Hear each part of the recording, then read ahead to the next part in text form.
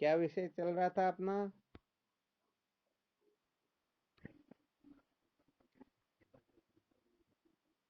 संसार को बनाए रखकर कभी भी सत्य का साक्षात्कार नहीं किया जा सकता, यही चल रहा था ना। इसके अंतर्गत क्या सुना रहे थे?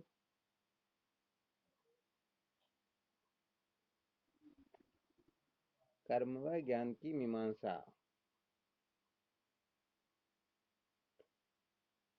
कर्म व ज्ञान की मीमांसा किए बिना सचमुच में हम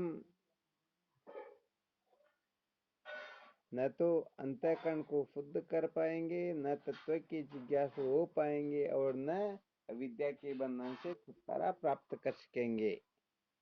इसलिए ये रहस्य बहुत ही अच्छी तरह से समझना होता है। इसको ठीक ठीक जाने बिना हम सचमुच में कुछ भी उन्नति कर सकते ही नहीं।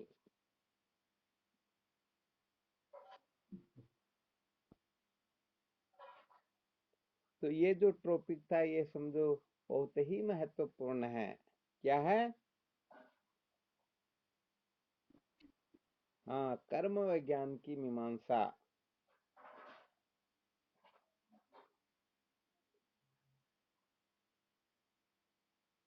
अच्छा, ये किनको समझना आवश्यक है?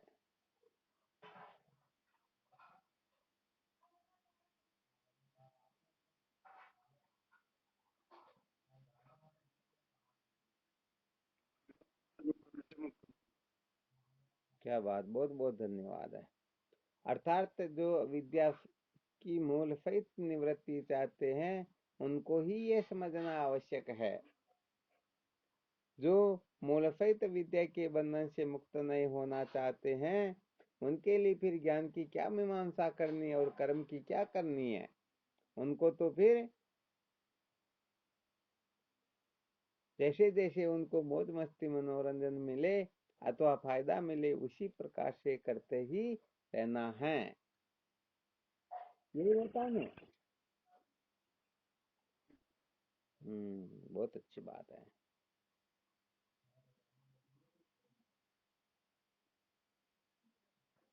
क्योंकि जिनको अज्ञान के बंधन से मुक्त नहीं होना है, उनको फिर जीवन में ज्ञान की आवश्यकता ही नहीं है।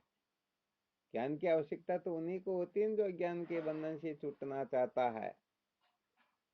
अथवा फिर इसमें थोड़ा और रहस्य निकालो।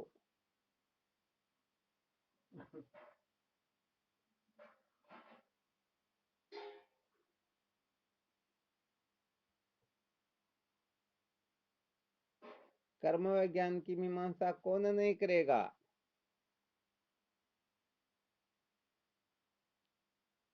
हाँ, अभी कुछ समय पहले उस विषय पर चर्चा हुई थी, शायद साधकों को ध्यान में आ जाए।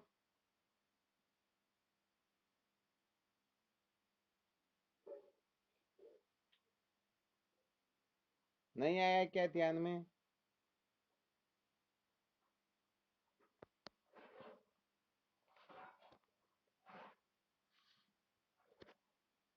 कुछ समय पहले क्या कर्म समुच्चय और श्रम समुच्चय पर चर्चा नहीं चली क्या?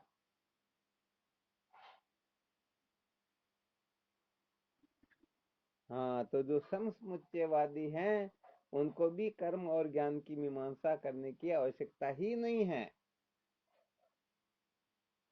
क्योंकि वह तो जो कुछ भी कर रहे हैं उसी से अपने जीवन को धन्य बना लेंगे।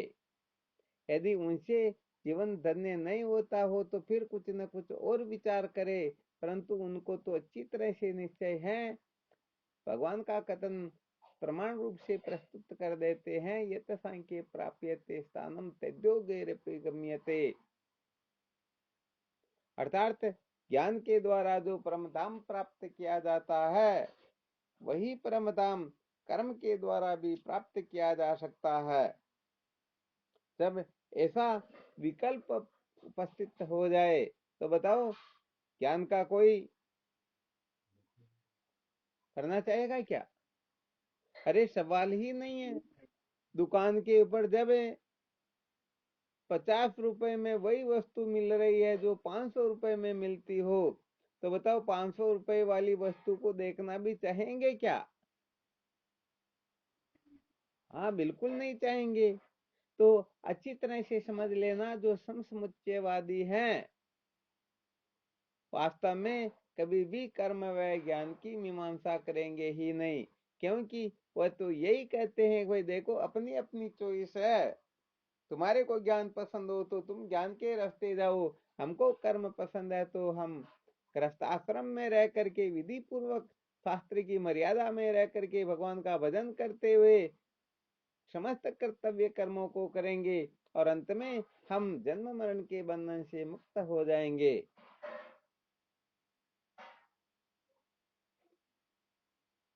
तो ज्ञान के द्वारा जो वस्तु प्राप्त होती है वह की वही वस्तु कर्म के द्वारा भी प्राप्त हो जाती है, इसको कहते हैं समसमुच्चय। ज्ञान में जो सामर्थ्य है वह सामर्थ्य कर्म में भी है। बताओ इस प्रकार से जो समझ लेते हैं, कभी भी ज्ञान की चर्चा सुनना सुनाना चाहेंगे क्या?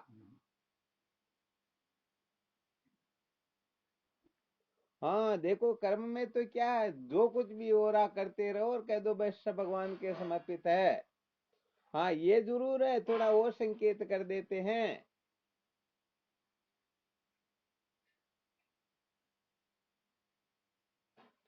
कहने का मतलब वो जितना भी साधन भजन का काम है ना वो सब भगवान के भरोसे छोड़ देंगे। भगवान की जो मर्जी है वही होता, और दूसरा कुछ होता ही नहीं। परंतु वो खाना पीना भगवान के भरोसे नहीं छोड़ेंगे, दुकान पर जाना भगवान के भरोसे नहीं छोड़ेंगे, और अपने कुटुंब परिवार नाते रिश्ते वालों से बातें चीतें जो करनी है वो भगवान के भरोसे नहीं छोड़ेंगे। मौज मस्ती मनोरंजन करना भगवान के भरोसे नहीं छोड़ेंगे। हाँ साधन भजन जरूर भगवान के भरोसे छोड़ देंगे। सब भगवान की इच्छा से जो हो रहा सब ठीक ही हो रहा है। बताओ ऐसे लोग सचमुच में बहुत बड़े धोखेबाज होते या नहीं होते हैं?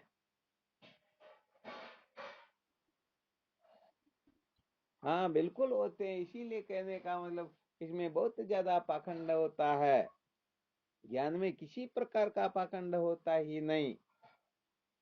तो कुल मिलाकर के जो ज्ञान की बरोबरी का दर्जा कर्म को दे देते हैं, तो समझो ये अपने आप में ऐसा पाप है कि इस पाप से मुक्त होने के लिए कितने ही जन्म लेने पड़ जाएंगे।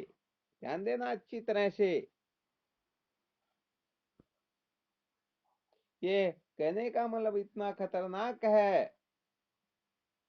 अरे ज्ञान की बराबरी तो इस संसार में कोई कर सकता ही नहीं, जिसके लिए स्वयं भगवान कृष्ण भगवद गीता के 4 अध्याय के 38वें श्लोक में कह देते हैं, नहीं ज्ञाने न सदृशम पवित्र मिह विद्यते। हे अर्जुन, ज्ञान के समान पवित्र करने वाला निसंदेह संसार में कोई और है ही नहीं। तो बताओ ऐसे ज्ञान की जो साक्षात भगवान नारायण का स्वरूप है, ऐसे ज्ञान की बराबरी का दर्जा जड़ कर्म को दे दे, बताओ उसे नीच नालायक संसार में और कौन हो सकता है?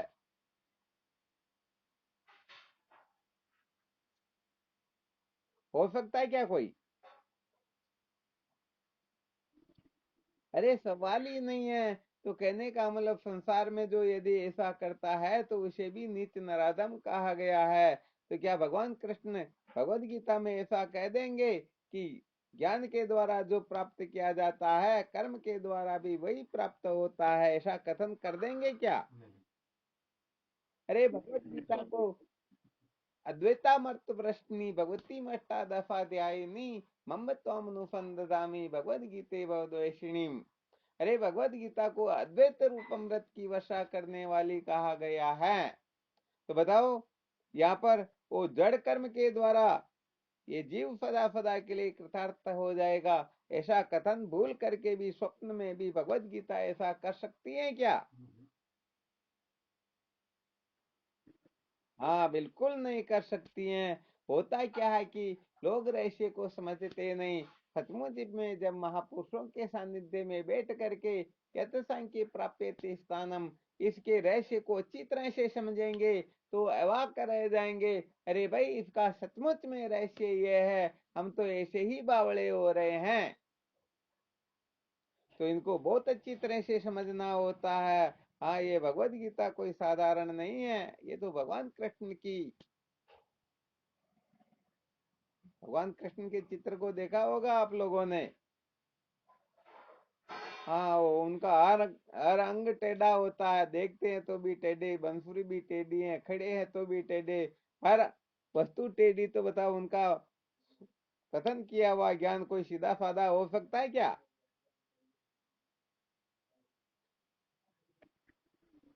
हाँ, इसलिए हर कोई कह देते हमने गीता के अर्थ को समझ लिया। अरे भाई, गीता के अर्थ को समझना टेटे में करने वालों के वश की बात ही नहीं है। उड़िया बाबा जी महाराज से जब कोई साधक भगवत गीता के स्वाध्याय के लिए गया, तो उड़िया बाबा जी महाराज कहते रहे, भाई भगवत गीता के रहस्य को समझना कोई साधारण बात तो नहीं है। यदि इसको अच्छी तरह से समझना है तो सर्वप्रथम क्या करना होगा? देखो, थोड़ा ये वेदांत के ग्रंथों का थोड़ा क्रम बता देते हैं ताकि कैसे शुरुआत होती ये थोड़ा ध्यान में रहे। तो देखो, पहले फारुक्तावली का अध्ययन करना होता है, फिर विचारमाला का अध्ययन करना होता है, फिर जिज्ञासु बोध होती है, फिर पंचीकरण, विचार चंद्रोदय, विचार सागर, और फिर तत्वानुसंधान, पंचदशी वृत्ति प्रभाकर, ये सारे के सारे भाषा ग्रंथ कहे गए हैं। तो ये कहने का मतलब इनका ठीक प्रकार से जो स्वाध्याय कर लेता है, पंचदशी आदि ग्रंथों का ठीक ठीक प्रकार से स्वाध्याय कर लेता है, वह भी गुरुमुख से उसी के हृदय में कुछ अंशों में भगवत गीता समझ में आती है। ये भगवत गीता कोई सीधी सादी या सरल है ही नहीं, अरे तो साक्षात उपनिषद है, साक्षात श्रुति माता का कथन है। इसलिए यदि कोई बोले जीव समझ रहे हो कि नहीं नहीं, जैसे गंगा जी जाने के लिए दो रास्ते होते हैं, अपनी चॉइस है, हम जैसे चाहे वैसे ही गंगा जी जा सकते हैं। तो भाई गंगा जी जाने के लिए जैसे दो रास्ते बताए हैं यहाँ पर, भगवत प्राप्ति के लिए दो रास्ते स्वप्न में भी हो सकते ही नहीं। और वैसे देखा जाए तो हम इस बात को अच्छी तरह से सिद्ध करके बता सकते हैं कि व्यवहारिक वस्तु को प्राप्त करने के लिए भी दो रास्ते नहीं होते हैं। फिर भगवत प्राप्ति के लिए तो स्वप्न, यदि किसी को स्वप्न आ रहा हो तो भी समझ लेना चाहिए बहुत बड़ा गड़बड़ घोटाला है। हाँ, ये तो कहने का मतलब सिद्धांत ग्रंथ में अकाट्य युक्ति के द्वारा जैसे दो और दो चार होते हैं वैसे ही सिद्ध किया गया है। इसलिए किसी को किसी के भरोसे रहने की आवश्यकता नहीं है। कर्मणा बध्यते जंतु विद्याच्य मुच्यते, कर्मों से बंधन होता है जीव और ज्ञान से मुक्त हो जाता है। तो कुल मिलाकर के ज्ञान की बराबरी का दर्जा स्वप्न में भी नहीं मिल सकता, ये तो बेचारा जड़ कर्म है। तो ये क्या ज्ञान की बराबरी करेगा? जैसे सूर्य के सामने जुगनू होता है वैसे ही इसकी स्थिति होती है। हालांकि ठीक है कि अंतःकरण शुद्ध नहीं है तो इसका बहुत बड़ा महत्व होता है, इसकी बहुत बड़ी आवश्यकता होती है, सब कुछ ठीक होता है। सत्य बात बताएं तो जो व्यवहारिक सत्ता को ज्यादा महत्व दे करके बावले हो रहे हैं, पागल हो रहे हैं, वही इस जड़ कर्म के चक्कर में पड़े रहते हैं। वही धर्म कर्म को, अनेक प्रकार की क्रिया चेष्टाओं को महत्व दे करके नहीं नहीं ऐसा करना चाहिए, ऐसा ठीक है, ऐसा ठीक नहीं है, ये होगा तभी ठीक है, कहने का मतलब अनेक प्रकार की वो बहकी बहकी जैसे भांग पे करके बकते हैं वैसे लोग बकने लग जाते हैं। तो ब्रह्म साक्षात्कार जो होता है, ब्रह्म साक्षात्कार सचमुच में शास्त्रोक्त रीति से श्रुति माता के संकेतानुसार कोई ब्रह्म साक्षात्कार के लिए तैयारी करता है तो सचमुच में वह ब्रह्म साक्षात्कार करके सदा सदा के लिए कृतार्थ हो जाता है। वरना सच्ची बात है, ये जीव अनादि काल से भटके हुए हैं और इनको भटकाने वाले कितने जिनका कोई अता पता नहीं है। तो कुल मिलाकर के ये जीव अनादि काल से करने धरने के चक्कर में पड़ा हुआ है, इसे इतना कष्ट इतना क्लेश प्राप्त कर चुका है कि अब यदि इसे करने धरने का उपदेश करे तो कहने का मतलब पहले ही ये कहने का मतलब दुखी है, और फिर इसको करने धरने का उपदेश करे तो इसके वो घुटने वो टूट जाते, पैर टूट ही जाते हैं। इसलिए सचमुच में इस जीव को केवल और केवल मात्र ब्रह्म विद्या की ही आवश्यकता है। ब्रह्म विद्या के सिवाय कुछ भी उपदेश किया जाएगा तो सारा का सारा कहने का मतलब उसे और दुखी बनाने का एक प्रकार का षड्यंत्र होगा। इसलिए थोड़ा वो कट्टर वेदांत की भाषा न बोल करके, हाँ, थोड़ा ध्यान देना अच्छी तरह से। होता क्या है कि साधकों का वो अपना गड़बड़ घोटाला थोड़ा नीचे उतरने को मजबूर कर देता है, वरना ब्रह्म विद्या तो ब्रह्म विद्या होती है। इस विद्या के सामने क्या है? वाजी मेद सहस्राणी राजसूय फतानी च अश्वमेधेन फतानी। वो पहले सुनाया था ना एक बार, हजारों वाजी मेद यज्ञ, हजारों अश्वमेघ यज्ञ, हजारों राजसूय यज्ञ और हजारों वाजपेयी यज्ञ एक ज्ञान योग की 16वीं कला के बराबर भी नहीं होते हैं। वाजी मेद सहस्राणी राजसूय फतानी च वाजपेयी सहस्राणी अश्वमेधेन फतानी च एकस्य ज्ञान योगस्य कला नाहरंती षोडशीम। तो हजारों वाजी में यज्ञ करो, हजारों वाजपेयी यज्ञ करो, हजारों राजसूय यज्ञ करो और हजारों अश्वमेध यज्ञ करो, फिर भी एक ज्ञान योग की 16वीं कला के बराबर भी नहीं है। तो बताओ, ज्ञान कोई साधारण वस्तु है क्या? हाँ, ऐसा समझो, भगवान का जो वास्तविक स्वरूप है उसी को ज्ञान कहते हैं, और बाकी भगवान का जो नकली स्वरूप है ये सारा का सारा झगड़ा झमेला है, जिसका कितना विस्तार किया जाए, कल्प कल्पांतर तक करते रहो। जैसे मृत तृष्णा के जल के बारे में अनेक प्रकार के वाद विवाद करते रहो, कभी भी निर्णय निकलने वाला होता ही, हाँ, वास्तव में होता ही नहीं। तो ब्रह्म विद्या बड़ी विलक्षण वस्तु होती है। ऐसी ब्रह्म विद्या जिनके हृदय में प्रकट होती है, ऐसी ब्रह्म विद्या को प्राप्त करने की जिनके हृदय में जिज्ञासा जागृत होती है, सच कहे तो उनके सामने इंद्र वगैरह भी कुछ नहीं होते हैं, ब्रह्मा का पद भी उसके सामने कुछ नहीं होता है। कहाँ तक कहा जाए, सारा का सारा नाम रूपात्मक प्रपंच उनके सामने कचरा होता है। इसलिए जिनके हृदय में तत्व की जिज्ञासा जागृत होती है, सचमुच में उनसे श्रेष्ठ तो संसार में कोई है ही नहीं। और जिनको तत्व का साक्षात्कार हो जाता है, अरे वो साक्षात अद्वितीय ब्रह्म होता है, उसे श्रेष्ठ और कुछ हो सकता है क्या? कुछ भी नहीं हो सकता ना।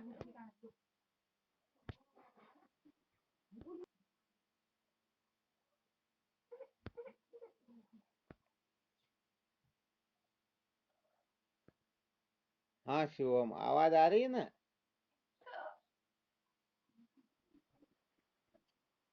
तो कुल मिला करके कर्म व ज्ञान की मीमांसा वही करेंगे जो सचमुच में सत्य का साक्षात्कार करना चाहते हैं, जो सचमुच में विद्या के बंधन से मुक्त होना चाहते हैं। और देखो, यहाँ पर विशेष ध्यान ये भी देना है, तो सचमुच में ज्ञान को महत्व देते हैं, ज्ञान से ही विद्या की निवृत्ति स्वीकार करते हैं, ऐसे साधक ही कर्म व ज्ञान की मीमांसा करते हैं। बाकी के किसी भी साधक को, भक्त को, योगी को पता नहीं, ज्ञानी ध्यानी, वो बाकी के अनात्म पदार्थों के जितने भी है उनको इनकी मीमांसा करने की आवश्यकता होती ही नहीं। हाँ, जो तत्व जिज्ञासु होते हैं वे ही कर्म व ज्ञान की मीमांसा करते हैं। आ गया ना अच्छी तरह से समझ में?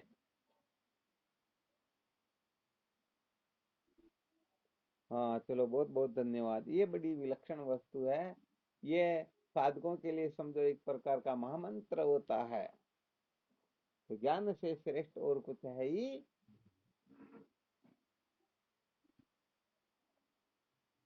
बहुत बहुत अच्छी बात है।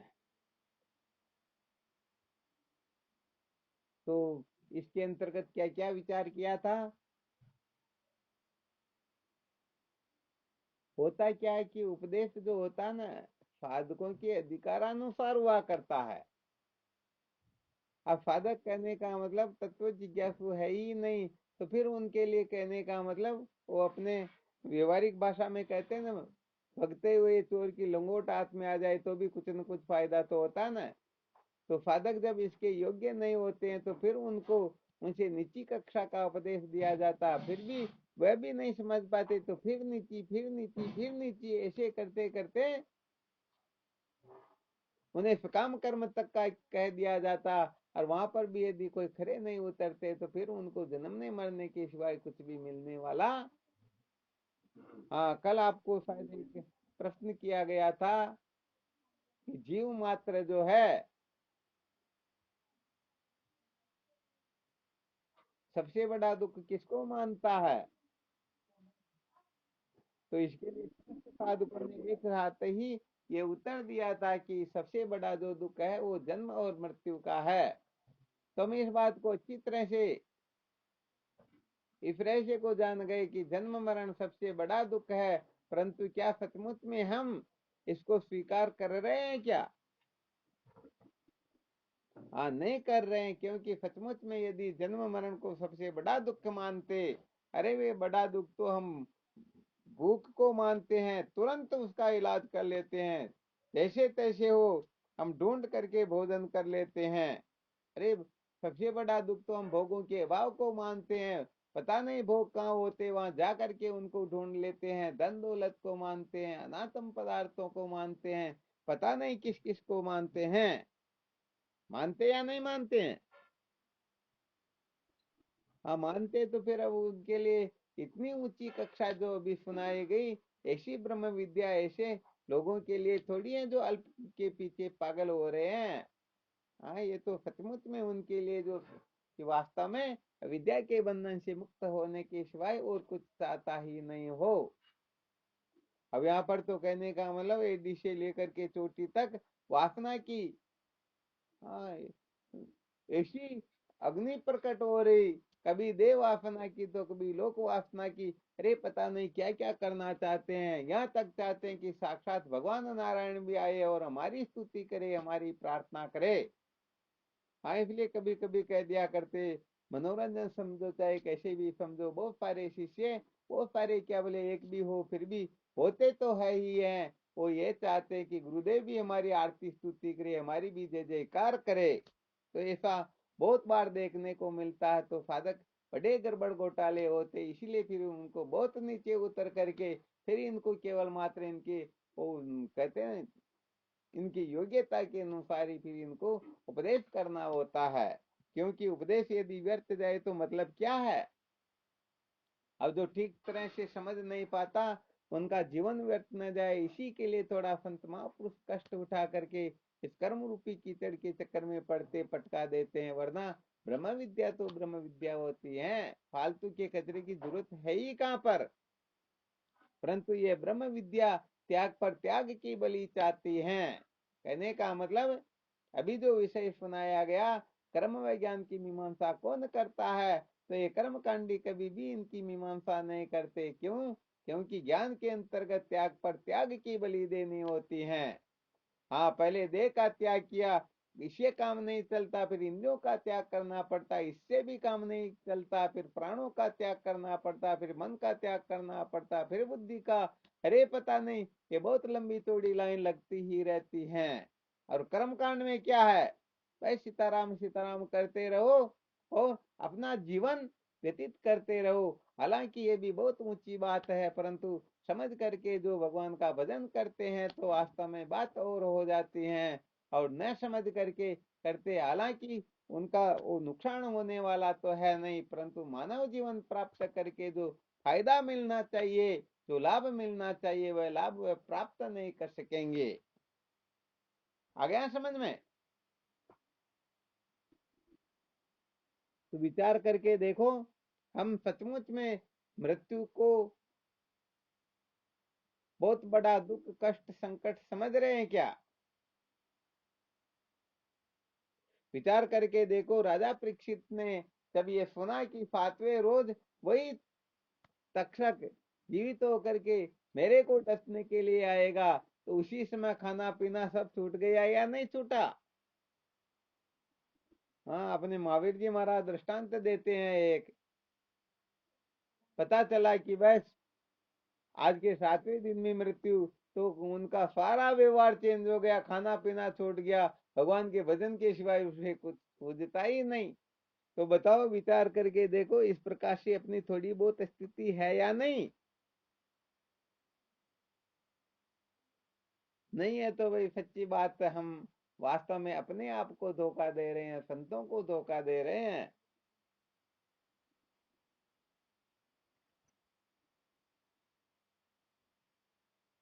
कहने का मतलब ऐसे साधक बड़े विलक्षण होते हैं, बहुत दुर्लभ होते हैं, जो सम्यक प्रकाश जैसे तिनका होता ना, हाँ, तिनके की तरह संत महापुरुषों के चरण कमलों में अपने आप को समर्पित कर दे, वो तिनका अपने आप कुछ नहीं कर सकता। तो कहने का मतलब ये अनेक प्रकार की जो इच्छाएं, वासनाएं, अनेक प्रकार का जो पागलपन है, हमें बार बार इधर उधर करता रहता है, क्योंकि हम ब्रह्म विद्या के महत्व को नहीं समझते हैं, सत्संग के महत्व को नहीं समझते हैं। हम तो अनादिकाल से जिस कर्म रूपी कीचड़ में पड़ करके पागल हो रहे थे, जिसके न करने से संसार के लोग उंगली से बताए, संसार के लोग पता नहीं क्या क्या कहे, ऐसे कहने का मतलब बहुत सारे पुत्र अपने चित्त में चिंतन करके उनकी आवृत्ति करके डर जाते हैं कि नहीं नहीं ऐसा करेंगे तो ऐसा हो जाएगा, क्यों फालतू संसार में राग द्वेष बढ़ाना, क्यों आलोचना करनी करवानी, अपने को तो बस संसार के लोग जैसे राजी रहे वैसे ही रहना है। तो भाई संसार को बनाए रख करके, संसार को राजी रख करके आज दिन तक कोई न तो भगवत प्राप्ति कर सका है और न कभी कर सकेगा। कर सकता है क्या? हाँ, तो ये छोटा सा सूत्र बताया भाई, देख लेना, आप लोगों के समझ में आ जाए। तो वास्तव में हम इस पुनरपि जननम पुनरपि मरणम को सचमुच में दुख समझते हैं या नहीं, कहीं हम मौज मस्ती मनोरंजन तो नहीं कर रहे हैं। तो सचमुच में जो साधक होता है ना, हाँ, उनके हर प्रकार से वो लक्षण वगैरह दे करके अच्छी तरह से पता लगाया जा सकता है कि ये सचमुच में साधक है, सचमुच में जिज्ञासु है।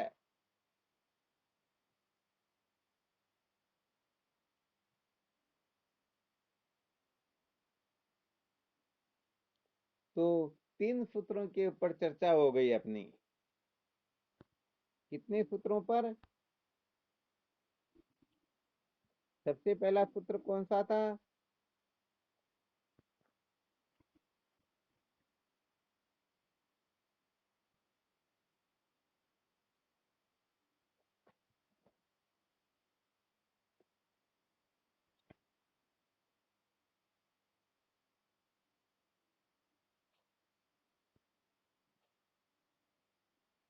किसी को ध्यान नहीं रहा क्या?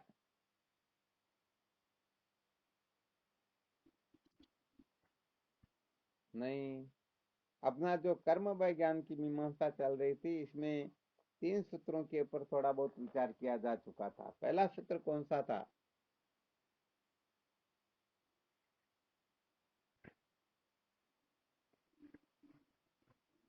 क्या बात है, बहुत बहुत धन्यवाद है। अर्थात कर्म के द्वारा परिवर्तन किया जाता है, और ज्ञान के द्वारा जो वस्तु जैसी है उसको वैसी की वैसी जाना जाता है। सबसे पहले नंबर का सूत्र था, ये कर्म और ज्ञान का भेद चल रहा, अंतर चल रहा है एक प्रकार से। कर्म की सामर्थ्य क्या है, ज्ञान की सामर्थ्य क्या है, ठीक है ना? तो अपन पहले देखेंगे, दो वस्तु पीतल व सोना दिखाई देता एक जैसा, परंतु जब उनके लक्षण देखेंगे तब पता चलेगा ना कि भाई हाँ भाई, इसकी कीमत 1 किलो लो तो भी 500 रुपए, और इधर केवल मात्र 10 ग्राम भी लो तो भी 50-55 हजार रुपए।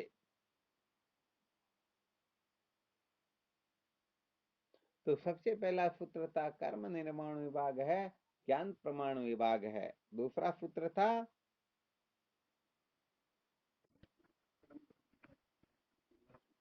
वासनावान कर्म का अधिकारी होता है और निर्वासनिक ज्ञान का अधिकारी होता है। यहाँ पर वासना से तात्पर्य चाहे देह वासना हो, चाहे लोक वासना हो, चाहे कैसी भी वासना क्यों ना हो, लोकेशना पुत्रेशना वितेशना, ये 3 प्रकार की इच्छा होती है। धन मान संतान तृष्णा तीनों को जान। तो इस तृष्णा के पीछे जो बावड़े हो रहे हैं, वे केवल और केवल मात्र कर्म के ही अधिकारी होते हैं, ऐसे ज्ञान के अधिकारी नहीं होते। तो यहाँ पर समझ लेना चाहिए इनका 100% जो त्याग करने की सामर्थ्य रखता है वह सचमुच में ज्ञान का अधिकारी होता है। आ रहा समझ में? हाँ, 4% कहने का मतलब कर्म धन भोग का त्याग करने वाला, तो केष्णा पुत्रेष्णा वितेष्णा का त्याग करने वाला सचमुच में ब्रह्म विचार की ओर प्रवृत्त होता है, ब्रह्म जिज्ञासु कहलाता है। अब अपन को भी हाँ, अपने भीतर झांक करके देख लेना चाहिए कि हम कितने पावरफुल है। ये ब्रह्म विद्या का रहस्य समझ में नहीं आता, ब्रह्म ज्ञान नहीं होता है, अभी तक हम पता नहीं कहाँ कहाँ भटक रहे हैं। तो इसका गड़बड़ घोटाला यही है। अरे और तो क्या कहें, सच्ची बात तो ये शास्त्रोक्त रीति से क्या करना होता है। कर्म कांड के अंतर्गत भी हम बड़ा गड़बड़ घोटाला करते हैं, वहां पर भी अपना स्वार्थ देखते हैं, शास्त्रों की मर्यादा में नहीं चलना चाहते हैं, और फिर कहे कि नहीं नहीं हम तो तत्वज्ञानी हैं। अरे भाई तत्वज्ञानी कहाँ, अभी ज्ञान के अधिकारी में भी गड़बड़ घोटाला चल रहा है। कर्म का भी ठीक प्रकार से आप पालन नहीं कर पा रहे हो, विधि जानते नहीं हो। आओ, आ रहे ना समझ में अच्छी तरह से?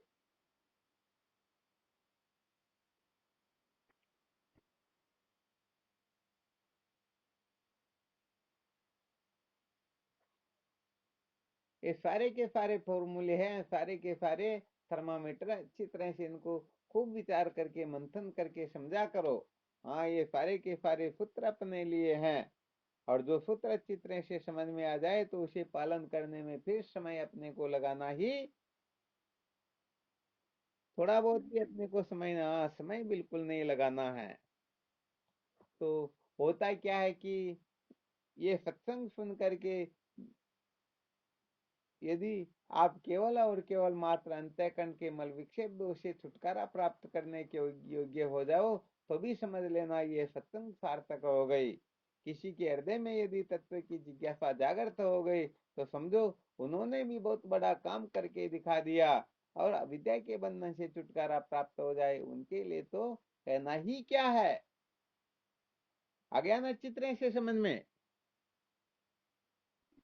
हाँ, तो इस कर्म को हम ठीक प्रकार से कर्म के रहस्य को समझ करके फिर निष्काम भाव से भगवत अर्पण बुद्धि से ईश्वर की प्रसन्नता के लिए शास्त्र की मर्यादा में रह करके करेंगे तो सचमुच में ये काम अपन सहजता से सरलता से कर लेंगे, वरना काम होने वाला वास्तव में है नहीं। इसलिए कृष्णा से ऊपर उठना ही होता है।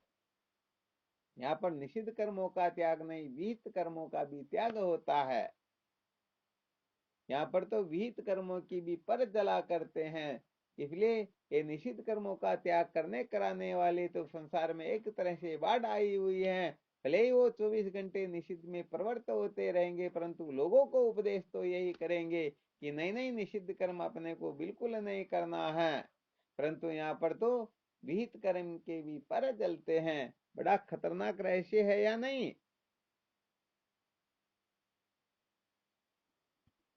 हाँ, बिल्कुल सत्य बात है। बस इसीलिए कहने का मतलब ये 100% संसार छूटने वाली बहुत मुश्किल की वस्तु है। 10% में भी अपने को ये जो सूत्र पहले बता रखे उनमें अपने को गड़बड़ घोटाला नहीं करना, पता लग जाएगा कि हम सचमुच में इस ओर मुंह करके प्रस्थान कर चुके हैं। वरना सच्ची बात है, अपने मन की मानंदी में तो, मौज मस्ती में तो, अपनी कल्पना में तो हर कोई जीता है। शास्त्र की रीति से जो अपने जीवन को बनाता है, समझना चाहिए वही सचमुच में सच्चा सूरवीर है। चलो ठीक, तीसरा सूत्र कौन सा था?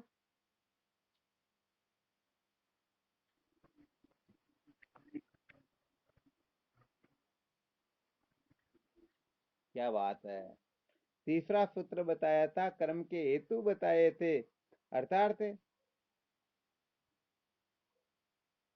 कर्म कौन कर सकता है, कर्म करने का कारण क्या है, कर्म किसके द्वारा संपादन हो सकता है, तो उसके लिए बताया गया जो वासनावान कर्म का अधिकारी होता है, वासनावान जिसमें कर्तापने का भाव हो, जो कर्म फल में आस्था रखता हो और कर्म में श्रद्धा विश्वास हो, ये सारे के सारे सूत्र जो पूरा कर देते हैं, समझो वह कर्म का अधिकारी होता है। अर्थात वह उस कर्म को पूर्ण रूप से कर लेगा। और ज्ञान के हेतु क्या बताए? निर्वासनिक अधिकारी, श्रुति और प्रत्यक्ष ज्ञान के विरोध से उत्पन्न संदेह है तथा मोक्ष रूप फल में आस्था। बहुत बहुत अच्छी बात है।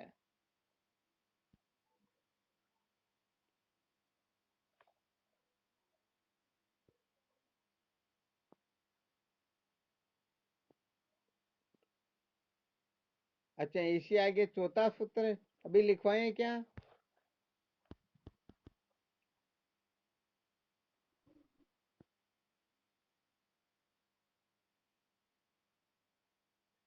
चौथा सूत्र जो है, कर्म और ज्ञान के स्वरूप में भी भेद है। कर्म का स्वरूप अलग होता है, ज्ञान का स्वरूप अलग होता है। वैसे इस पर चर्चा तो कल देखेंगे, अभी थोड़ा संकेत तो कर ही देते हैं।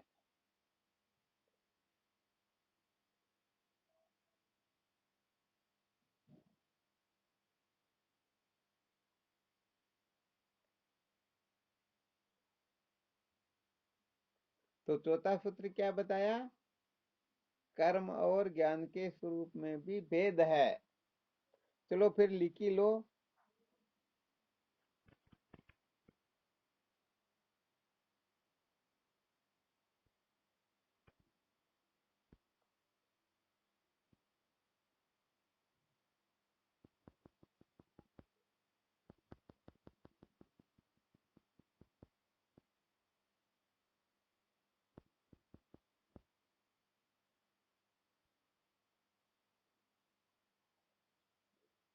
हाँ, सबसे पहला बिंदु लिख लो इसके अंतर्गत। कर्म कर्तृ तंत्र है तो ज्ञान वस्तु तंत्र है।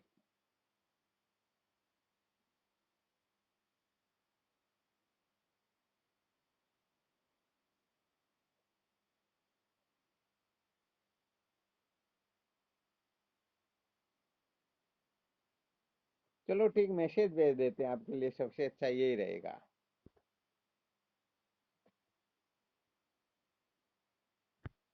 मैसेज आ गया क्या? हम्म। हाँ, इन समस्त सूत्रों को बहुत अच्छी तरह से समझना है। कर्म कर्तृ तंत्र है तो ज्ञान वस्तु तंत्र है। कर्म श्रद्धा मूलक है और ज्ञान प्रमाण मूलक है। कर्म में आवृत्ति आवश्यक है जबकि ज्ञान में आवृत्ति की कोई आवश्यकता नहीं है। तो ये तीनों जो है कर्म और ज्ञान के स्वरूप को दर्शाते हैं। कर्म का जो स्वरूप है, कर्म कर्तृ तंत्र होता है, कर्म श्रद्धा मूलक होता है, कर्म में आवृत्ति आवश्यक होती है। और ज्ञान का जो स्वरूप है, उसके अंतर्गत ज्ञान वस्तु तंत्र होता है, ज्ञान प्रमाण मूलक होता है, और ज्ञान में आवृत्ति की कोई आवश्यकता नहीं रहती है।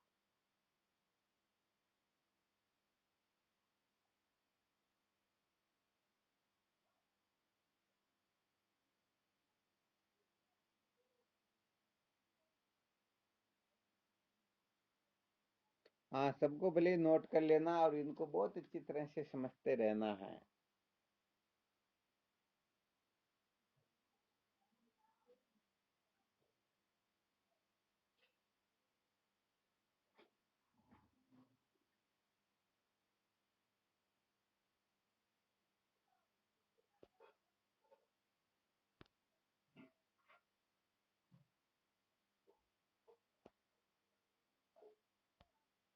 अच्छा, मैसेज तो सभी देख लेते हो ना?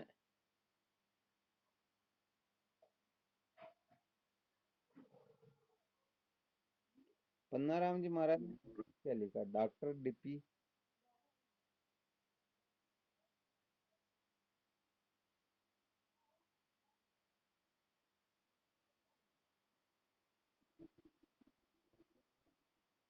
हाँ, चलो कोई बात नहीं।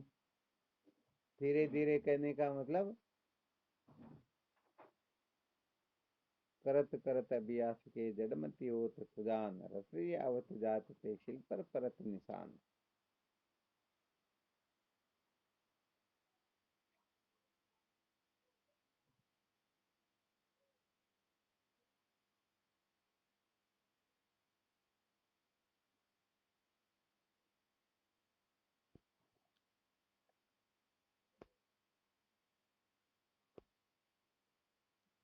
चलो ठीक, फिर इनका चिंतन मनन करना। कल स्वरूप के बारे में विचार करेंगे, और फिर कर्म व ज्ञान का फल क्या है इसके बारे में विचार करेंगे। और अपना फिर वो काम क्रोध लोभ मोह मद मत्सर वो विषय छूट ही रहा, तो काम क्रोध लोभ पर तो थोड़ा बहुत विचार कर लिया गया। मोह मद मत्सर इनका थोड़ा स्वरूप वर्णन करके मोह की निवृत्ति कैसे होती है, मद की कैसे होती है, मत्सर की कैसे होती है। काम क्रोध लोभ का ध्यान में रहा या भूल गए? काम की निवृत्ति कैसे होती है?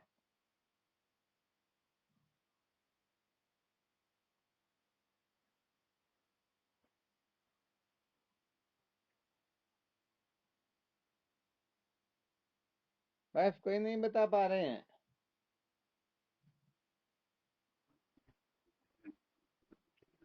क्या बात है, आत्म प्राप्ति की कामना से काम पर विजय प्राप्त होती है, क्रोध पर।